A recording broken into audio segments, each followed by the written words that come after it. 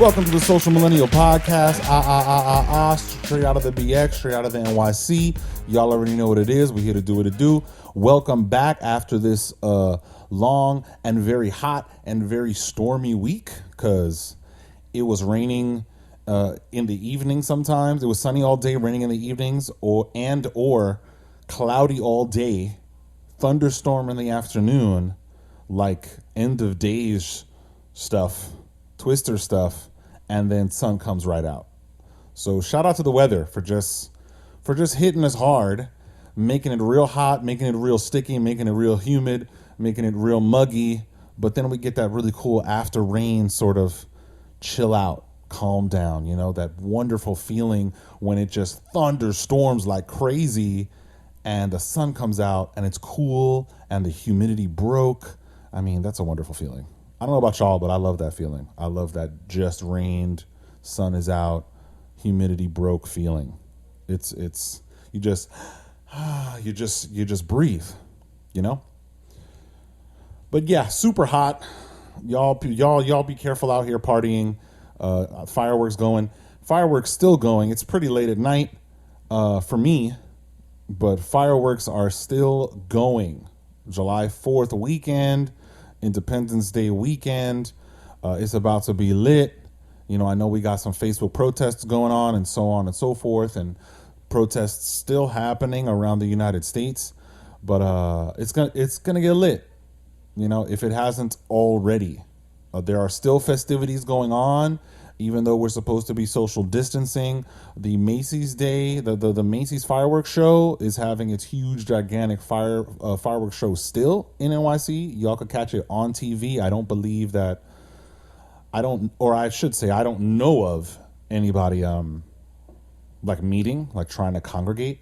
It will still be televised. It will still happen. There's going to be a bunch of acts performing for it as well, so y'all can go and catch that. It's going to be fire. It's usually fire. What was hot this year, I don't remember if they did this last year, but they had over the past, or I should say since early June, they were doing fireworks shows. I don't quite remember. Let me check up on my clipboard here. I believe it was early June that they started it. No. June 29th. They started doing some really cool stuff with the fireworks shows, and they would do these interesting sort of pop-up fireworks shows that lasted for like 5 minutes around all of the boroughs, which was pretty cool. Pretty fire. Like, they were trying to do fireworks shows for people who could catch it really quickly and not necessarily come together and congregate, you know, trying to at least do something for people to enjoy over the next few days, so people could enjoy fireworks and not necessarily have to get all up on each other and get in a gigantic group, and so that they can social distance, you know, trying to do their part. Macy's trying to do his part. The city's trying to do his part, still trying to deliver some 4th of July goodness, you know. The fireworks game out here is not a joke. The hustlers with the hustle gene were not playing with these fireworks. No lie, I'm on the concourse and seeing niggas selling fireworks out their car like it's a drug deal, because it is illegal to have fireworks in New York City. I don't necessarily know about the entire state, but I know New York City. It was made illegal a while ago. But these dudes was out here like out the trunk of their car with their car filled up. You know, I assume they could just go up to New Jersey and buy it. They go out of state and come back in. You know, you don't really get searched like that just driving into the city over the bridge. So yeah, they just go out there, get it there, and pull up with a car full of explosives, car full of controlled, moderately low powered explosives. It was interesting. My cousin was out here commenting too, like, it's not your old school kind of regular fireworks that people are lighting up now. Like, you will literally in the night in the Bronx, in Brooklyn, all over the city, you're hearing the bombs blast and the bombs blaze, and it's a legit light show. Like, these are actual fireworks that are going up in the sky and exploding. It's really interesting to me. But the hustlers are out here hustling. The hustle gene Those with the hustle gene, woo, they're making their money in this quarantine for real, selling all these fireworks. It's a beautiful thing though. Sounds of the city during the 4th of July. People have been throwing fireworks up for the past 4 weeks, maybe 5 weeks. It kind of started gaining traction. Just randomly busting off fireworks. But it's cool, man. I know a lot of people are super pissed about it. Not just the quote unquote gentrifiers, but Bronxites too, New Yorkers too. I was very surprised when I was hearing New Yorkers complaining about the fireworks. Now I know people got to get up, but I mean, come on now, come on. Sounds of the city. I'm sure there were people who didn't like all of the clanging and so on and so forth for George Floyd and BLM and so on and so forth with things going on. I'm sure there were some people out here that were just like, geez, every single day y'all got to be out here all making noise as one, and it's not even noise that necessarily sounds super nice. I'm sure there were people out there, but it's just sounds of the city, y'all.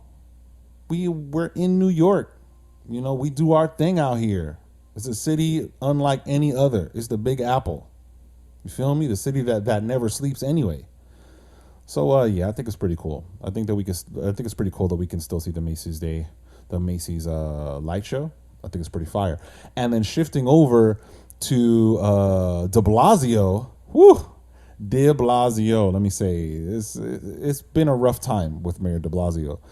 De Blasio was talking about schools are going to reopen in September, and that there's just going to be a whole lot of hand sanitizing stations, and people are going to be wearing masks, and students are going to have to wear masks, and there's going to have to be social distancing, and that they're going to stagger the school days. And Cuomo's office said, you feel me? And was like, nah, fam, nah, we don't need anybody to get confused. Right now, there is no plan to reopen schools for September. Right now, we do not know what it's going to look like come August, especially come September. That's pretty far out right now. It wasn't Cuomo directly. It was, Cuomo's office, Cuomo's spokesperson. They were like, nah, we respect local lawmakers and other stakeholders in the respective districts and cities and so on and jurisdictions within New York State. But and they said we consult when it's time for reopening and so on and closings and what needs to happen. But none of that is happening. That is not on the books at all. They even went so far as to say that's not the mayor's purview. That's not local government's purview. They're not in charge of openings and closings. It is the governor. It is Cuomo that's going to have the final say as to what opens, when, and in what manner. Now, what is true from what de Blasio said is that schools have been called to create a plan. In the event of reopening, they should have a plan as to what they're going to do to sort of quell the case numbers of COVID-19, quell the spread. But Cuomo's office was making sure, people need to not be confused right now in this time. And although we respect local lawmakers, we need to let y'all know that it is not official. Schools we do not know what's going to happen by September. We don't know what the state's going to be, the state of COVID and the state of exposures and so on is going to be, and the strength of COVID at this point, what's going to happen then. But it's not opening. So for anybody who thought that it was opening or heard through the grapevine as news passes from ear to ear, playing the telephone game, and it sort of molds to like, yeah, this is what's going to be happening, or have you heard the buchinche? Nah, it's not happening. Cuomo's office was like, nope, sorry. In other news, we're gonna get a little scientific, a little nerdy. I used to be a physics student. I love space, love the idea of space. I was never the greatest mathematician when it came to physics and just mathematics in general, but I still love it. One of those people, like, if I was a poor musician or someone who was tone deaf, but I just really love music anyway, it's sort of like that. I'm a little competent, but it's not my thing. It's not my wheelhouse, even though I wanted it to be. I went to college. I wanted it to be my wheelhouse, but it just isn't. I had to find that out. Um, the moon. Some really interesting findings about that. Let me rephrase. Some really interesting findings about the relationship between the moon and the Earth and the formation of the moon just came out. There were some readings going on, and scientists found something unexpected. What they were doing was searching for ice on the moon. I think trying to just understand the moon more, and I could very much so see excuse me, whoa, see a terraforming trip going on to the moon. Like I can definitely see that happening. But they're looking on the moon, and running experiments, scientists doing their thing. Let me see, what were they using for these readings? It was like a mini RF to look for pockets of ice on the moon surface and a little bit under the moon surface. But what they ended up finding were heavy metals, titanium and what was it? Titanium and iron ore, maybe. Not quite making it out on my clipboard here, but they found heavy metals where they didn't expect to find heavy metals. Like scientists already understood a few hundred kilometers under the moon's surface, there is, at least at its north pole, there is a huge collection of very dense material, but they didn't think that they'd find heavy metals in the way that they found it on the surface of the moon and under the moon. Now, under the moon is sort of stands to reason that there's more of it under the moon. And it stands to reason that because in the craters on the moon's surface, when you look at a picture of the moon or you see it up in the sky, the darker areas on the moon's surface are craters left by, falling debris, other meteors, and so on. When they pointed their RF on there, they got back readings for titanium and iron and other heavy metals. And so at first they thought maybe it was from meteors, hitting and just leftover, but to just be there for so long and then to have the same kinds of readings in each crater. So all of those darker patches on the moon, they're sediment of titanium and other heavy metals. And the deeper they go, they're seeing heavier metals come, readouts for heavy metals coming back.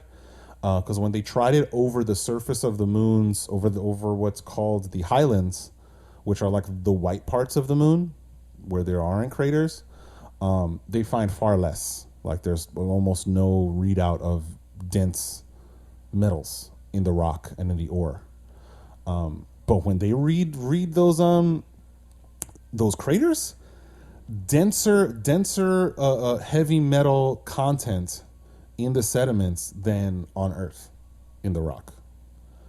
So the stand to reason side of this is that there's probably a lot of heavy metal under the surface of the Earth. I mean, under the surface of the moon, which now causes the scientific community to question the model that the current hypothesis that we have regarding the formation of the moon. So it was a chunk. At first, we understood that it was a chunk of the Earth way long time ago when the Earth got hit by a Mars-sized asteroid or just celestial body traveling through our very new solar system. Broke off a piece of that, and the dust left over from that collision, which is pieces of the Earth, pieces of the Mars-sized celestial body, formed the moon. So scientists are now starting to question that hypothesis. We don't really know what actually happened, but the prevailing theory is that. So what's coming into question is, what is the moon more of something else than it is of the Earth? Is the distribution in terms of the collision and the dust and the debris that formed from that collision to come together from the two objects, is the percentage something that we didn't think it was before. So scientists are starting to look into that, and it's just pretty cool. We've got the moon right here, and we're learning some amazing stuff. We're not necessarily waiting years or whatever to hear back from certain rovers and for certain rovers to be able to get to where they need to be when we've got the moon here. And hey, we've got the oceans that have been largely unexplored. But that was just a really cool scientific thing that happened this week. Like shocking, like something that scientists did not expect to find on their search for ice on the moon. And water and things that could kind of come together to create oxygen, and I assume possibly colonize the moon. What else we got? We're gonna travel back to coronavirus land, as it's essentially dominating our lives right now. With what we can do, our mobility, social mobility, is greatly hampered by COVID-19. Walmart announced that it's transforming 160 of its stores, I believe, across America into drive-in theaters, which is fire. I think that's a pretty cool idea. Drive-in theaters are starting to come back little by little.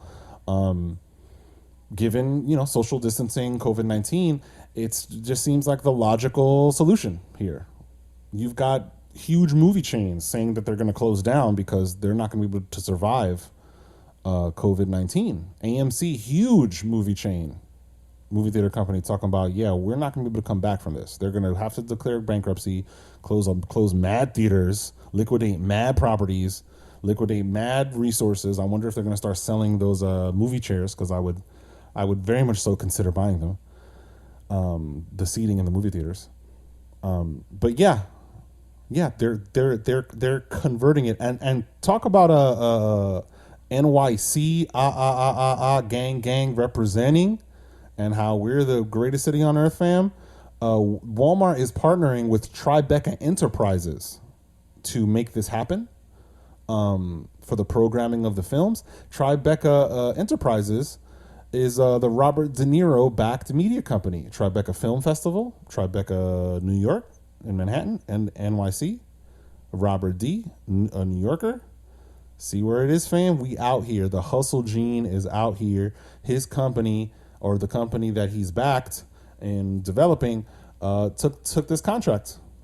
Now Walmart hasn't put out a press release like talking about which ones are going to be converted, but they're going to be announcing it soon via its own website.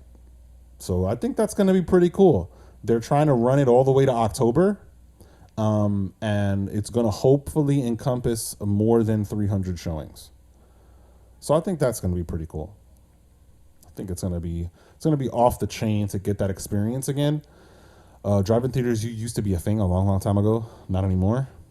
But they're going to come back, and we'll see if they'll stay. Like that they're doing this whole, or planning on continuing it into October, is pretty cool in terms of like a test to see when summer's over, our drive-in theater is going to become a viable thing. And with COVID-19 affecting the film industry, in terms of movie theaters and movie theater attendance, our drive-in theater is going to become a constant in pop culture again, in American culture again.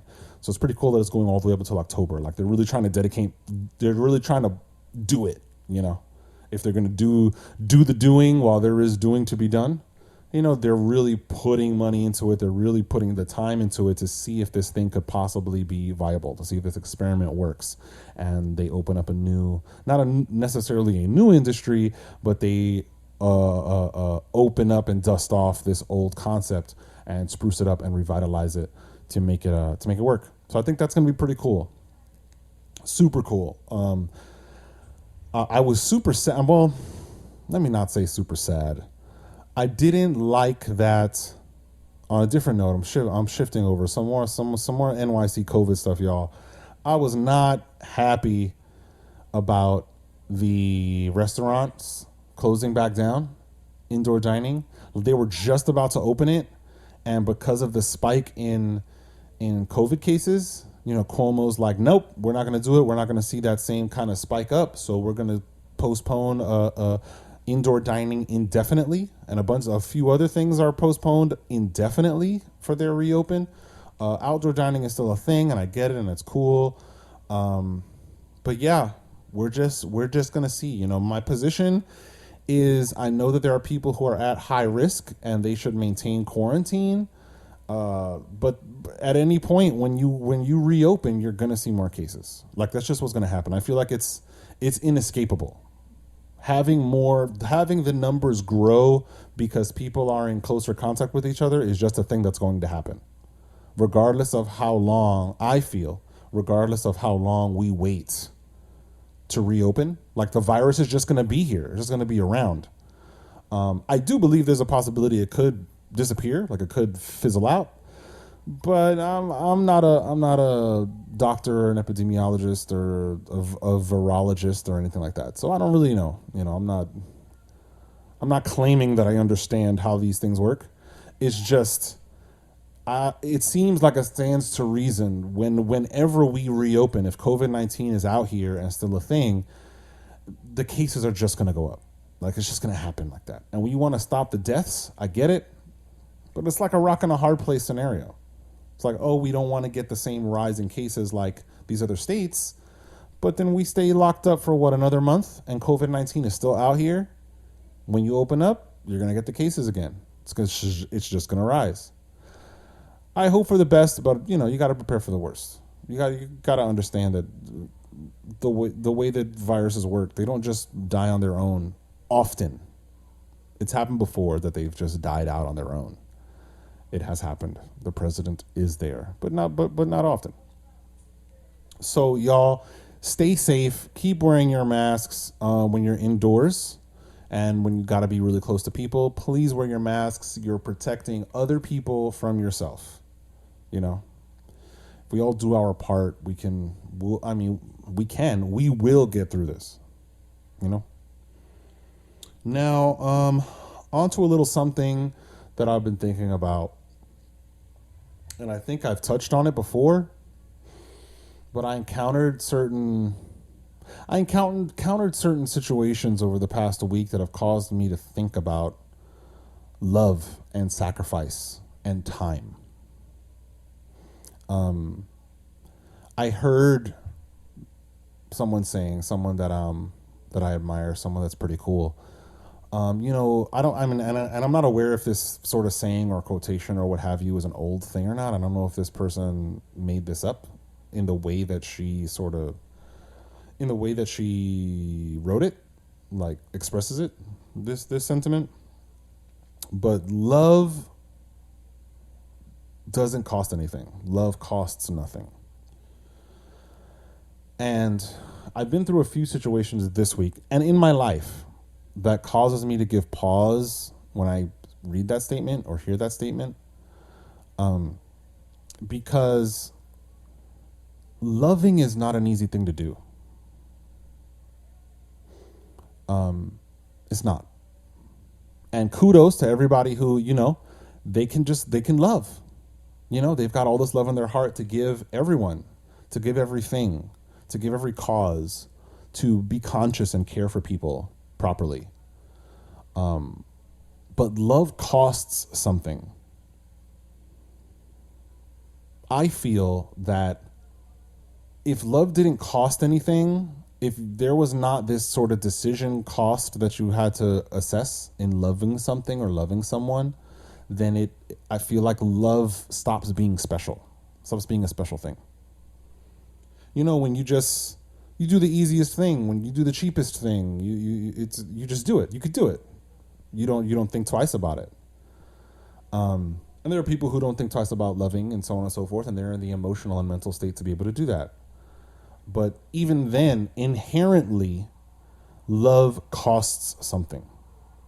Love is an action, and it costs different things or different amounts of the thing at different times and in different situations. Because in order to love, in order to have charity towards someone, in order for that love to be unconditional, in order for that love to be what it is, your ego has to take a hit. Your pride has to take a hit. You've got to be able to sacrifice how you're feeling off the cuff, like knee jerk, in order to love someone. You have to. A lot of our innate responses to things, regarding fight or flight, regarding self-preservation, come from that place. When we're cultured, socialized, it stems from that. That sort of instinct then gets mingled up with societal norms, what we believe we should love and how we should love and what we should not love, and the moments in time that we should be practicing self-preservation. And then when your personal experience jumps into it or factors into it, that whole idea of self-preservation is a thing. And so for all of us, it costs a different amount of ego and pride, but it costs something to be able to put yourself aside and how you feel aside and use your body or use your mind to affect somebody else positively, to love them, because you can love, because love is an action. So it implies doing something. Sometimes that doing something is not necessarily something physical. Sometimes it's talking to someone and comforting them and encouraging them because you love them. Sometimes it's a thing. You're going out and you're feeding the homeless. You're loving people. You're helping a friend out. You're helping a family member out. You're helping a stranger out. It implies an action. You've got to sacrifice. You've got to sacrifice your pride. You've got to practice humility. You've got to be humble in that moment to love someone. It requires something. And then this idea of time, where you can't get your time back. So if I decide that I want to love someone, like I want to love on them, as I believe they say in the South, I want to just love on you. I'm just loving on you. I'm doing for you because I love you. I can't get the time that it took for me to do for you back. And I believe that time, on top of the sacrifice that you decide to make to love someone, makes love special. Because you didn't have to decide to take the time out of your life to care for your neighbor at that moment. Because you can't get that time back. Time is valuable. Super valuable. I can't get a do-over. I can't go back in time and let me try this a different way. Can't do that. So the thing that I bestow upon somebody, and the good act and the good deed and the practice of love that I try to practice as it affects people and as it pertains to the world around me, implies the sacrifice of my time. Implies that I'm dedicating things to other people to make this world better. So love does cost something. Costs a different amount for different people, but it costs something. If y'all, and I say we because I'm preaching to myself too, if we didn't think that love costed something before, or love was super important before, or we say we want to love everybody, y'all keep on loving people, we just say that. If we can maybe spend this week to go deep and fully understand what love is, fully understand the weight and the gravity of love, the gravity of it, to decide to love someone, that you can love someone and change the entire trajectory of their life from one encounter, from one impartation of love from one person to another, can change someone's life, can set them on a completely different track. I think we would practice love more. I think we wouldn't treat love like it's a passing thing. Like it's just, I do this and I just love people. No, I want to love you today. I want to care. And so I understand the sentiment of, love doesn't cost anything. Have so much love to give, love doesn't cost anything to give. I understand it, but it does cost something. And you should understand that when you reach out and make that sacrifice for somebody, or make that sacrifice just to love, whatever that amount is for you, because for some it's very easy to make that sacrifice, for some it's very hard. It matters. It's a stamp in time that you can't ever change, and it's a good stamp in time. It's not something negative where you're gonna want to go, oh, I wish I didn't love on this person, or I wish I didn't. Nah, because that breath of fresh air. You can be that respite. You can be that drink of water, that cold glass of water for that person who's been trudging through the desert for their entire lives. So yeah, y'all, this week really dive into what love is and loving each other. It's like I said, I know it's a common theme, and I feel like so much, from my perspective, so much has to do with just loving each other, to becoming conscious in that way of each other, and joining and partnering together with each other. That we can solve so many things just by doing that, just by getting that back into our culture. I know I say it so much, but I believe it. I believe it. I feel like I can trace so many things back to, we just need to love each other. It's hard, it's difficult, but we need to do it, because it's that's the thing that we're missing to create the kind of unity that we need to create change, to create the kind of unity that we need to further develop our American culture and our respective cultures from our respective heritages. It's not just our country; it's across the world. You can't get your time back. So why not, in that time that you can't get back, do something that you won't ever want to take back? How about that? That's a nice little distillation with the regarding the relationship between time and love. You can't get your time back, y'all. You can't do it. So why do things that you're gonna regret? Loving people, I feel like you will never regret. Even if you were in a bad relationship, even if, for my boyfriend, girlfriends, for my people who are forever exes or feel like their love life is trash, the love that you gave someone will always positively affect them. If they don't feel it in that moment, they're going to feel it later. So even if your relationship didn't go well, even if your relationship devolved into fighting, even if it was doomed from the start, even if it was toxic,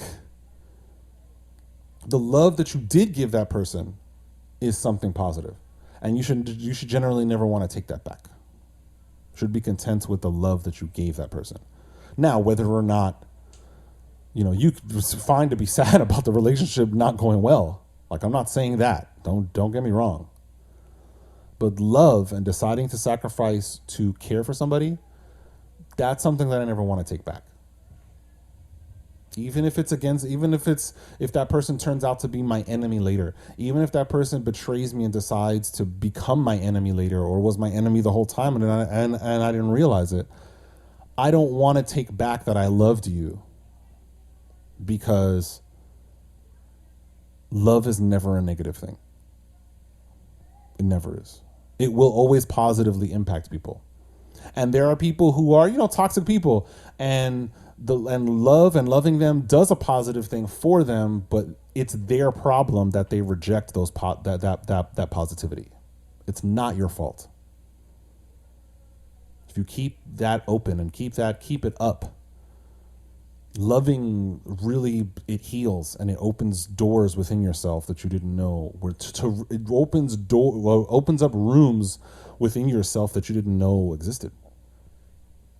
When you learn how to love and learn how to be okay with giving up and sacrificing for that love. So I hope that helped one of y'all. I mean, if it helped one person, I'm good, y'all. I'm not a person who knows a whole lot of things. I've been on this earth, but I'm imperfect. My brain is not a supercomputer holding 100 million terabytes of data in it that I could just recall. But I'm just, hopefully that helped some of y'all. And just be encouraged. It's getting more and more difficult, given what's going on in our society, to love other people. Oftentimes in pandemics and states of emergencies like this, we tend to the people tend to be the thing that we should look out for the most, because people tend to be self-seeking and selfish. So it's getting harder and harder to sacrifice to love people, because we can't get that time back. And if we feel like if those people are not going to reciprocate it, or if they're not going to appreciate it, why give it to them? But it's a two-way street. You're loving and understanding the sacrifice and understanding and being there for people. It doesn't just do the positive thing for that person, but it does something positive for you. Stops you from becoming jaded, becoming a negative person, becoming a depressed person. You have connections, you create connections like that. So yeah, I hope that it helped y'all. I went through a few things this week that just caused me to think about that, and witnessed a few things going on that just like, if you just understood that time is valuable and precious, and we don't have all the time in the world. We don't live for forever on this earth. So why not love? Why not spend your time doing things that you're not going to regret? So I hope that helped somebody. I really do, because it was profound for me just sitting down thinking about that in light of what I went through. I'm not gonna talk about it in detail. I will probably tell some stories, or more stories. I'm noticing I'm not telling too many stories. I'm just sort of giving y'all the end results, but I'm gonna start bringing up stories and so on, and change their names to protect the parties involved. But yeah, y'all, that's pretty much what I got for you this week. Yeah. So, time for recommendations. And I 100% recommend, what was it? It was just on my mind. Oh, Space Force. If y'all have not seen Space Force on Netflix, I don't believe I've wrecked it yet. Watch that joint, because it's fire. Steve Carell, back to form. It is fire flames. I can't wait for season 2. It's amazing. This show, this Netflix series. It's got the comedy. It's it's Space Force. It's this one dude getting promoted to a 4-star, 5-star general, and they put him in Space Force. When Trump created Space Force, they put this dude to be the leader of Space Force, and it's pretty funny. It's pretty interesting. It's a commentary on the ineptitude of our government and trying to get certain things done in certain kinds of deadlines, and just how the DOJ works, and sort of some of the personalities you could see, and sort of poking fun at it. It's really cool. Steve Carell, John Malkovich. Oh my gosh, A1 in this series. A1 as the lead scientist for Space Force. A1. So I suggest that y'all see that. If I've wrecked it before, because I don't quite remember if I've wrecked it before, if I've recommended it, I'll give another recommendation for this week. Saw Eurovision. I didn't quite like that. I feel like not Steve Carell, Will Ferrell is kind of falling off a little bit. Didn't get to see the George Lopez comedy special. I'm wanting to see that very soon. I'm hearing it's pretty fire.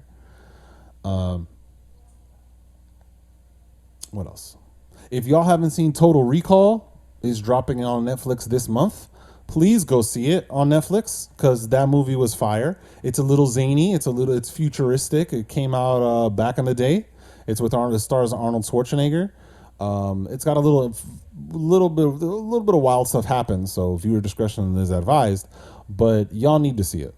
It's a whole lot. I remember they did a remake of it with Colin Farrell and I think Kate Beckinsale.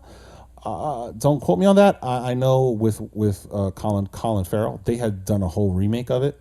It didn't do very very well in the box office, but the original is fire. Y'all need to see it. Prime Arnold Schwarzenegger doing his acting thing, not necessarily his action thing, but it is a movie that has action in it. I think you guys will enjoy it. So Total Recall, check it out if you haven't seen it. It is a classic must-see film for those who have not seen it. For my millennials who didn't quite get there, get there because it'll be on Netflix this month. And check out Space Force if you have not already checked it out. Check it out. It is fire. It is great. I miss Steve Carell on a show, and this is pretty cool. It's pretty fire. And what is dropping that I'm super excited about? Umbrella Academy. They made the announcement. Season 2 is coming. I'm pretty hype about it because season 1 was fire. If y'all haven't seen that, I recommend y'all go and see that too because it was fire flames. Amazing. So that's it for recommendations. I hope that y'all hear what I'm saying and I hope that it helps y'all out. I know, I gotta sometimes I get a little philosophical. I get a little bit deep and I'm all about love. We out here, gang. My love gang. If y'all are out here, like, comment, subscribe on whatever platform that you see this on. Wherever you listen to your podcasts, this podcast is going to be there. Spotify, Google, Apple. Check us out. If you want to email us, the Social Millennial Pod at gmail.com. Instagram at Social Millennial Pod on Facebook at Social Millennial Pod. Please like, subscribe, follow us on Facebook, follow us on Instagram. There's going to be some cool content coming up that's exclusive to social media, so y'all need to get on it. There's going to be some giveaways going on soon. Y'all need to get on that so that y'all can enter, so that y'all could be eligible to get some of this free merch. Some of this really cool stuff going on. We're going to have some guests coming up. I'm not going to spoil names. I'm not going to spoil certain things, but it's going to be flames. Plans are in motion. We're in quarantine and it's COVID-19 and a lot of entertainment industry sort of shut down a bit and went dark, but we ain't going dark. We're going hard in the paint. You feel me? We ain't going dark. We're going hard in the paint. So take the time out, love people. It's a little bit of a sacrifice and a little bit of a stretch, but it's time that you're not going to regret and time that you're not going to want to take back. I guarantee you. So love one another, wear your masks out in public, and when you're indoors, quarantine the best that y'all can. I know some of y'all, or not some of y'all, a lot of people are going back to work. Be safe out there. Karens are running rampant. A lot of wild stuff is going on that I've been seeing on the internet. Be careful, y'all. From NYC, y'all need to be safe. Everybody across the United States, everybody under the sound of my voice, as we say in church, and everybody under the sound of my voice, y'all need to be safe, okay? For you and for yours. All right. Much love. One love. Love each other. This has been the Social Millennial Podcast. Peace.